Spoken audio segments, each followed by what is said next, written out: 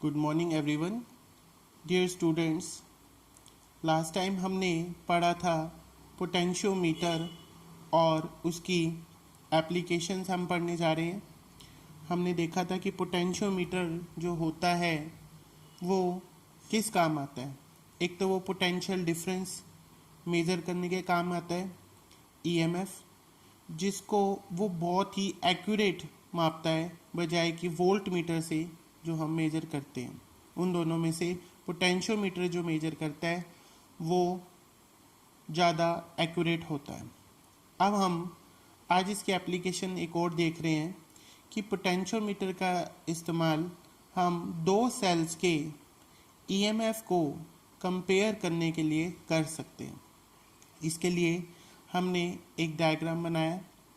ये पोटेंशियोमीटर कैसा दिखता है असली में, इसकी पिक मैंने कल आपको भेजी थी और उम्मीद करता हूँ आपने उसे देख लिया होगा।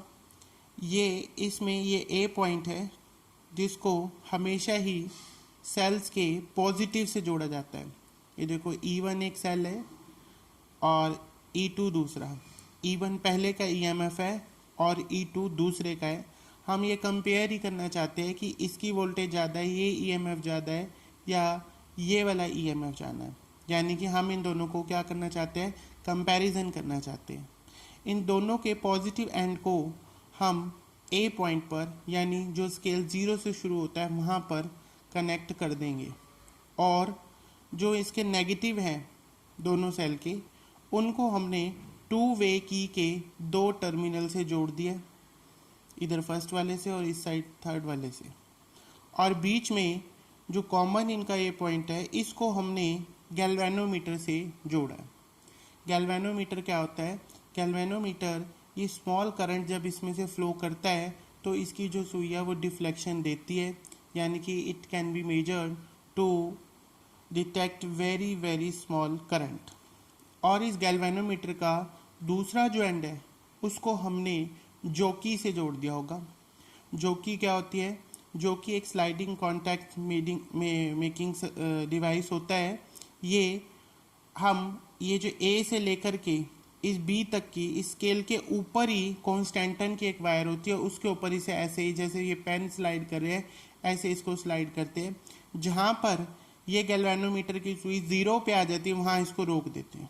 जैसे सपोज हमने फर्स्ट टाइम किया, मान लो फर्स्ट 1 और 3 को जोड़ दें, 1 और 3 को जोड़ दें तो ये E1 वाला सेल जो है ये सर्किट में आ जाएगा, यानी यहाँ से ये सर्किट कंप्लीट हो जाएगा।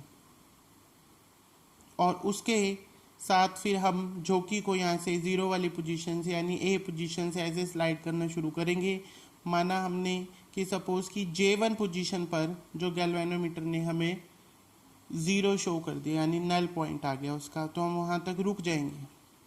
फिर हम 1 और 3 को छोड़ करके अब 2 और 3 को इससे जोड़ लेंगे और 1 और 3 के बीच में से की हटा देंगे, यानी कि अब ये दूसरा सेल जो है E2 ये सर्किट में आ जाएगा। और फिर से हम इस जोकी को यहाँ से ए पॉइंट से स्लाइड करना शुरू करेंगे और अब के हमने माना कि वो J2 पॉइंट पर क्या कर रहा है, नल पॉइंट शो हो रहा है, गैल्वेनोमीटर 0 शो कर रहा है।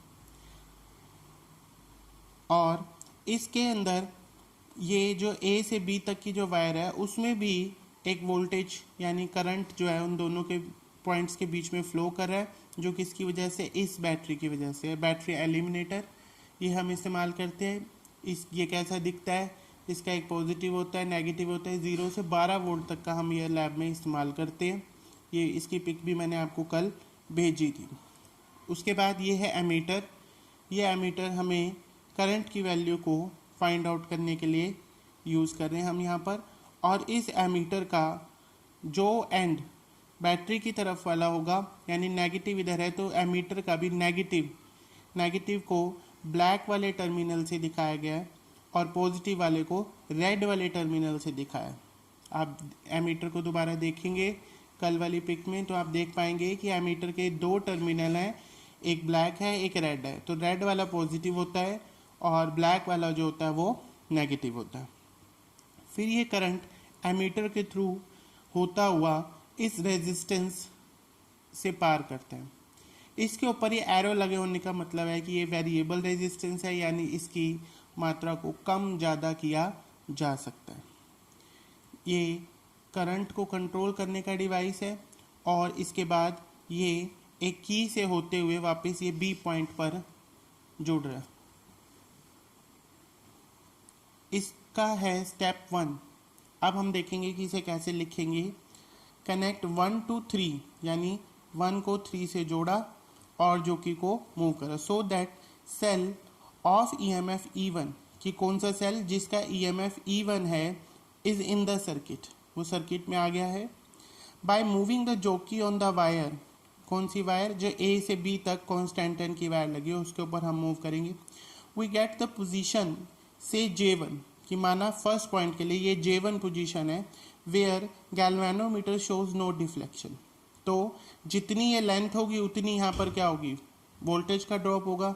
A से लेकर J1 तक, ये A पॉइंट है, यहाँ से लेकर के ये J1 तक हमने इस लेंथ को L1 मान लिया।